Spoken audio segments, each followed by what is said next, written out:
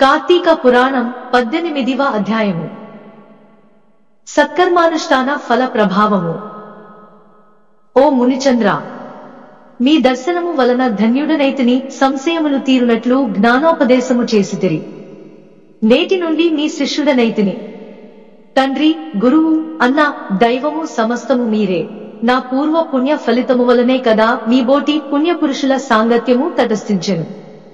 లేనిచో నేను మహాపాపినై మహారణ్యములో ఒక ముద్దుబారిన చెట్టునై ఉండగా తమ కృపవలననే నాకు మోక్షము కలిగినది కదా. మీ దర్శన భాగ్యము లేని ఎడల ఈ కీకారణ్యములో తరతరాలుగా చెట్టు రూపమున ఉండవలసినదే కదా. అట్టి నేనెక్కడా? మీ దర్శన భాగ్యమెక్కడా? నాకు సద్గతి ఎక్కడా?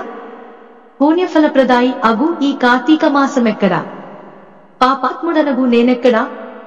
ఈ విష్ణ్యాలయమందు ప్రవేశించుటెక్కడా? ఇవి అన్నీను దైవికమగు ఘటనలు తప్ప మరొకటి కాదు.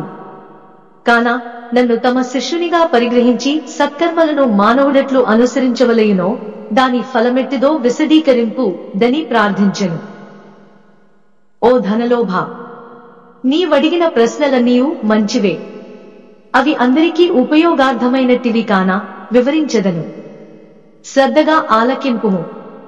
ప్రతి మనుజుడును ఈ శరీరమే సుస్థిరమని నమ్మి జ్ఞానశూన్యుడగుచున్నాడు. ఈ భేదము శరీరమునకే గాని ఆత్మకు లేదు. అట్టి ఆత్మ జ్ఞానము కలుగుటకే సత్కర్మలు చేయవలెనని సకల శాస్త్రములు ఘోషించుచున్నవి. సత్కర్మనాచరించి వాటి ఫలము పరమేశ్వరార్పిత మొనరించిన జ్ఞానము కలుగును. మానవుడే, జాతివాడో ఎటువంటి కర్మలు ఆచరించవలెనో తెలుసుకుని అటువంటివి ఆచరింపవలెను. బ్రాహ్మణుడు అరుణోదయ స్నానము చేయక సత్కర్మల నచారించినను వ్యర్థమగును. అటులనే కార్తీక మాసమందు సూర్య భగవానుడు తులారాశిలో ప్రవేశించుచుండగాను, వైశాఖ మాసములో సూర్యుడు మేషరాశిలో ప్రవేశించుచుండగాను, మాఘమాసములో సూర్యుడు మకర రాశి ఎందుండగాను, అనగా ఈ 3 మాసముల ఎందైనను తప్పక నదిలో ప్రాతకాల స్నానము చేయవలెను. అటుల స్నానము ఆచరించి దేవర్చన చేసిన ఎడల తప్పక వైకుంఠ ప్రాప్తి కలుగును. సూర్యచంద్రగ్రహణ సమయములందును తదితర పుణ్యదినముల యందు స్నానము చేయవచ్చును. ప్రాతకాలమున స్నానము చేసిన మనుజుడు సంధ్యావందనం, సూర్య నమస్కారములు చేయవలెను. అట్లు ఆచరించని వాడు కర్మభ్రష్టుడగును. కార్తీక మాసమందు అరుణోదయ స్నానమాచరించరించిన వారికి చతుర్విధ పురుషార్థములు సిద్ధించును.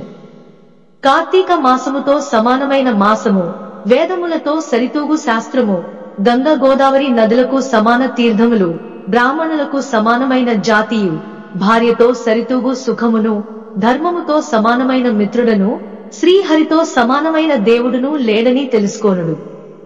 కార్తీక మాసమందు విద్యుక్త ధర్మముగా స్నానాదులు ఆచరించిన వారు 1,000,000 యాగములు చేసిన ఫలమును పొంది వైకుంఠమునకు పోవుదురు అని అంగీరసుడు చెప్పగా విని మరల ధనలోభుడిటులా ప్రశ్నించెను.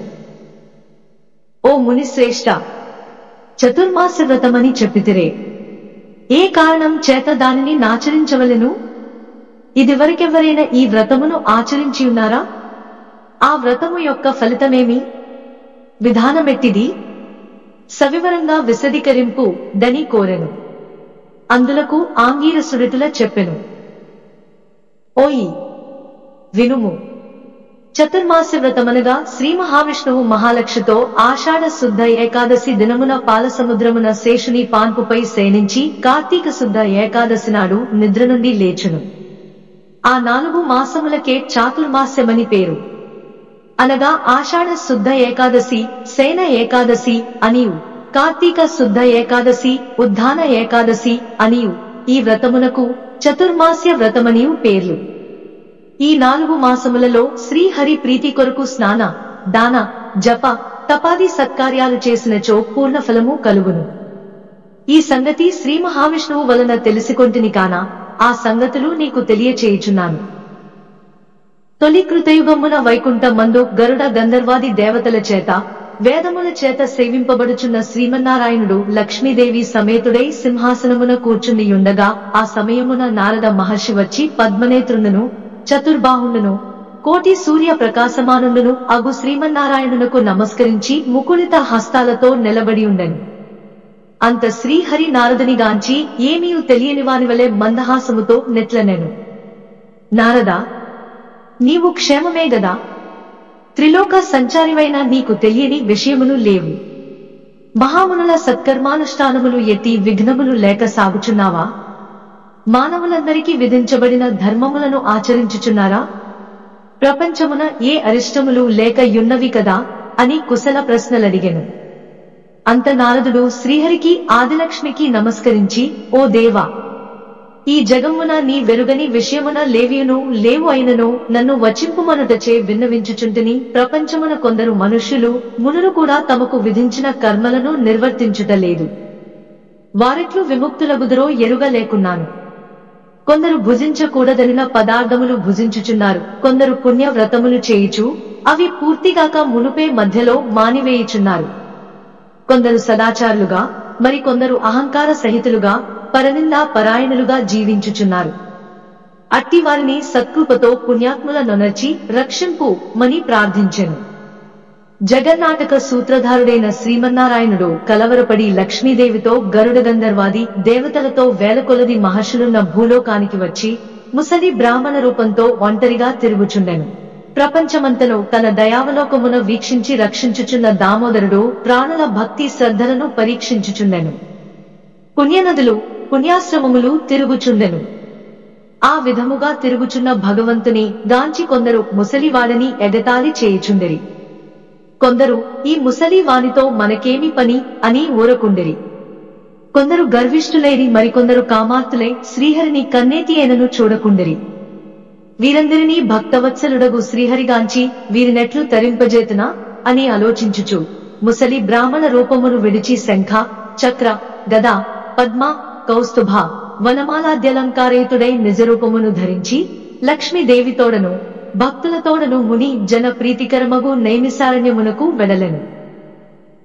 ఆ వనమందు తపస్సు చేసుకొనుచున్న మునిపుంగవులు స్వయముగా తమ ఆశ్రమముల కరుదించిన సచ్చిదానంద స్వరూపుడగు శ్రీమన్నారాయణుని దర్శించి భక్తి శ్రద్ధలతో ప్రణమిల్లి అంజలి ఘటించి ఆదిదైవములగు నా లక్ష్మీనారాయణులనెట్లు స్తోత్రము గావించిరి. శ్లో శాంతకారం భజగాసేనం పద్మనాభం సురేశం విశ్వాకారం గగన సదృశం మేఘవర్ణం శుభాంగం లక్ష్మీకాంతం కమలనయనం యోగిహృద్యానగమ్యం వందే విష్ణుం భవభయహారం సర్వలోకైకనాథం.